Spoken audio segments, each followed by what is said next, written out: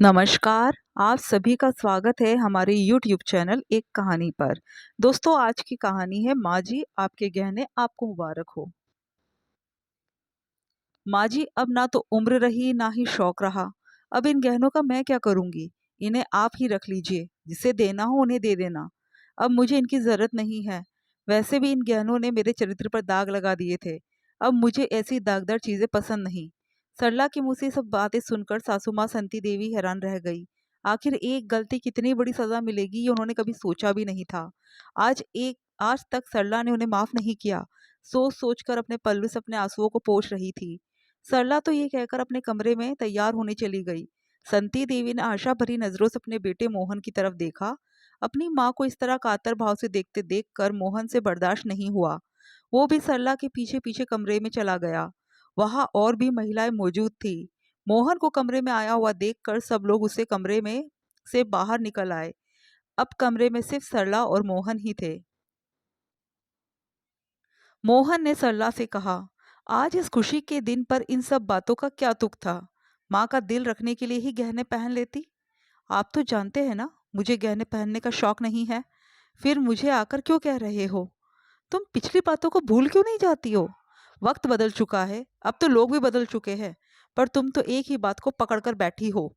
माना कि वक्त बदल चुका है, लोग भी अब शायद बदल चुके हैं, पर उस दिन की टीस तो आज भी मन में है ना। वो तो नहीं जाती। देखो, तुम मेरी बात जबरदस्ती मत कीजिए। आपको पता है कि मैं गहने नहीं पहनने वाली। सरला ने पलटकर मोहन को कहा।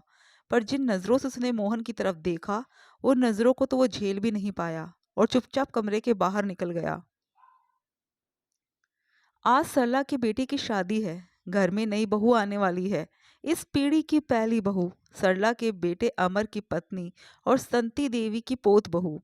घर में अच्छी खासी रौनक थी और मेहमानों का अच्छा खासा आना जाना लगा हुआ था। बाहर हलवाई पकवान बनाने में जुटे हुए थे। पूरा घर पकवानों की महक से उठा हुआ था। मेहमान आते जा रहे थे और खाना खाकर फ्री होते जा रहे थे। बारात भी बस 2 घंटे बाद रवाना होने वाली थी। घर की महिलाएं और लड़कियां सजने संवरने में लगी हुई थी। सब एक से बढ़कर एक सुंदर लगना चाहती थी। आखिर बारात में धूम जो मचानी थी, तो लड़के और पुरुष भी क्या कम थे। सब खाना खा पीकर फटाफट तैयार होने में लगे हुए थे। आखिर बारात में कहीं कोई कमी थोड़ी ना रहनी चाहिए। जबकि बुजुर्ग महिलाएं एक तरफ टोली बनाकर सज संवर कर मंगल गीत गा रही थी, वही बुजुर्ग पुरुष साफा पहनकर तैयार होकर अपनी अपनी कुर्सी पर बैठ चुके थे। इधर सरला अभी तैयार हो रही थी कि संती देवी ने सरला को अपने कमरे में बुलाया। उन्हें कोई काम होगा ये सोचकर सरला तैयार होती हुई उनके कमरे में गई थी, जहां पर मोहन पहले से मौजूद था। सरला के आने के बाद संती देवी ने उसे दरवाजा बंद करने को कहा। संती देवी का आदेश पाकर सरला ने दरवाजा बंद कर भी दिया और उनके पास आ गई। तभी संती देवी खड़ी हुई और अलमारी का ताला खोलकर उसमें से गहनों का छोटा सा बक्सा निकाल लाई और उसे सरला के सामने खोलकर बोली, बहू, आज तो अपनी बहू लेने जा रही है, तो तू भी किसी से कम नहीं लगनी चाहिए। ये तेरे गहने हैं, इन्हें पहन ले। नकली गहने मत पहनना। आखिर हमारे परिवार की भी मान मर्यादा इज्जत है। लेकिन सरला ने कुछ भी नहीं कहा। ये देखकर संती देवी बोली, देख बहू, बाहर सब लोग कैसे गहने में लदी फदी तैयार हुई है। तेरे पास भी कोई कमी है क्या। तू भी गहने पहन ले। संती देवी की बात सुनकर ही सरला ने ये बात कही थी, जिसके बाद मोहन ने सरला से ये छोटी सी बहस की थी। आखिर मोहन के कमरे से चले जाने के बाद सरला वही पलंग पर बैठ गई। उसे याद हो आया वो दिन जब वो इस घर की बहू बनकर आई थी। संती देवी शुरू से ही दबंग महिला रही थी। मजाल है कोई उनके सामने कुछ कह जाए। घर के पुरुष तक उनसे डरते थे, यहाँ तक कि ससुर जी भी। जब सरला दुल्हन बनकर इस घर में आई थी, तब सिर से लेकर पैर तक गहनों से लदी हुई थी। काफी सारे गहने चढ़ाए थे ससुराल वालों ने। साथ ही माता पिता ने भी देने में कोई कमी नहीं छोड़ी थी। इतना सोना देखकर तो उसे अपने आप पर बहुत गर्व होता था। पर दूसरे दिन ही संती देवी ने वो सारे गहने अपने पास रख लिए, ये कहकर कि बहू, तुम ये गहने संभाल नहीं पाओगी। यहाँ तक कि उसके मायके के गहने भी ले लिए।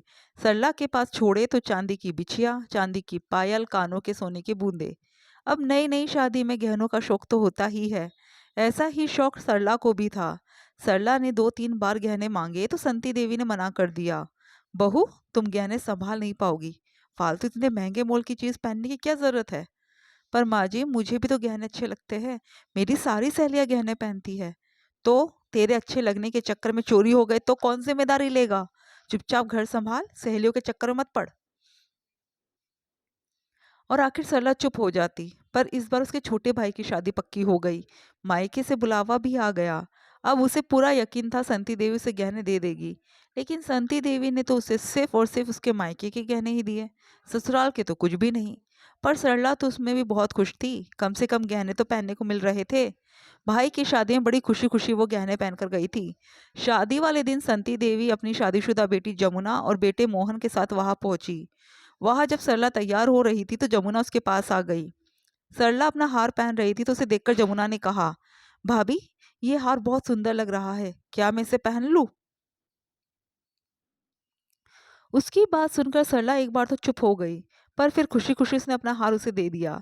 जमुना ने भी उस हार को खुशी खुशी पहन लिया और अपना वाला हार गले से निकालकर सरला को दे दिया। भाभी, इसे तुम पहन लो। अरे रहने दो जीजी, मैं ये दूसरा वाला हार पहन लूंगी। अरे नहीं नहीं, सब सोने का हार पहन रहे हैं तो तुम नकली क्यों पहनोगी? तुम मेरा वाला हार पहन लो, नहीं तो अपना हार वापस ले लो। जमुना ने जिद की तो सरला ने उसका हार पहन लिया। हार पहनकर दोनों खुशी खुशी बारात में रवाना हो गई। संती देवी ने देख भी लिया था कि बेटी ने बहू का हार पहन रखा है और बहू ने बेटी का, पर इससे न कोई एतराज नहीं था, इसलिए उन्होंने कुछ कहा भी नहीं। शादी से फ्री होकर सरला भी उन लोगों के साथ ही विदा होकर वापस ससुराल लौट आई। पर पूरे रास्ते उसने जमुना को परेशान देखा। यहाँ आने के बाद सरला जमुना को हार देने गई, तब जमुना उससे बोली, भाभी, आप ये हार खुद ही रख लो।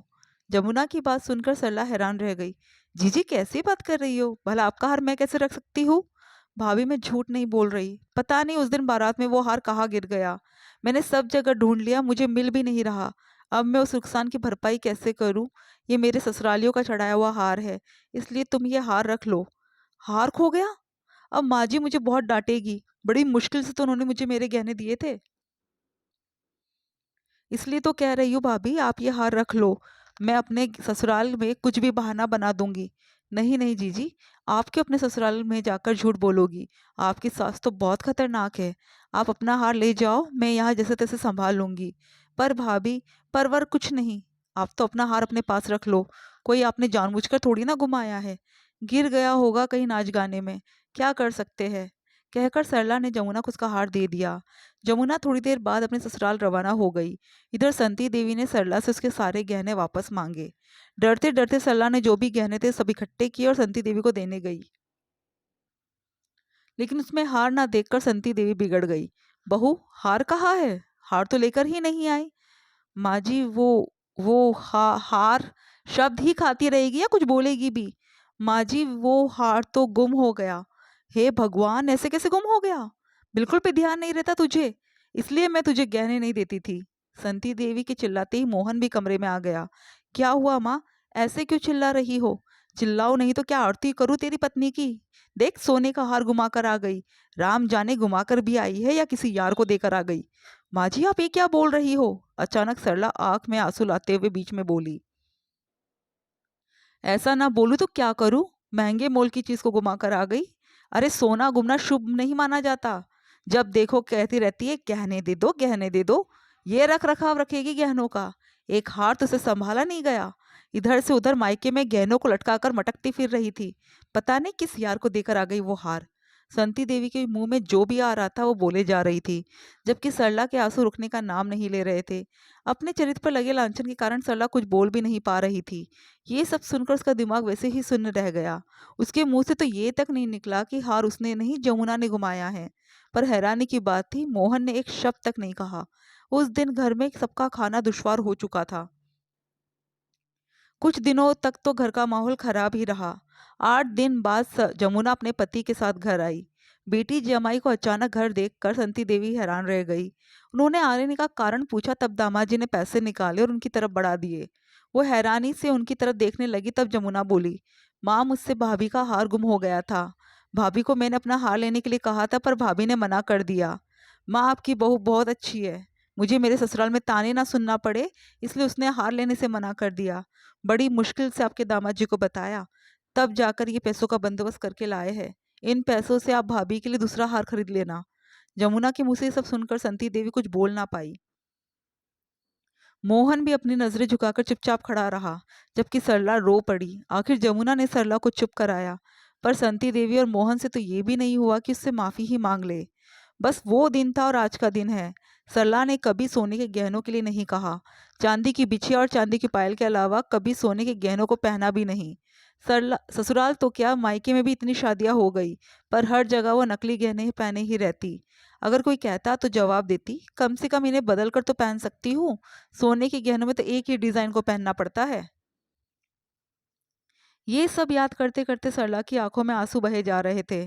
तभी अचानक बाहर से जमुना की आवाज आई, भाभी जल्दी आओ, बेटे को आज दूल्हे की तरह तैयार भी तो करना है। जमुना की आवाज से सरला की तंद्रा टूटी। जी जी जी, अभी आई, कहकर सरला पलंग से उठ खड़ी हुई, अपने बेटे को दूल्हा बनाने के लिए और अपनी बहू को घर लाने के लिए, अपने उन्हीं नकली गहनों के साथ जो उसके सच्चे साथी बन गए और जो उसे हर बुरी यादों की टीस से दूर रखते थे, और जो मोहन और संती देवी को बार बार याद दिलाते थे कि ना तो गलत बोलना चाहिए और ना ही गलत सुनना चाहिए। दोस्तों, आपको कहानी कैसी लगी कमेंट करके ज़रूर बताइएगा, और हमारे चैनल को सब्सक्राइब ज़रूर कीजिएगा। Thank you.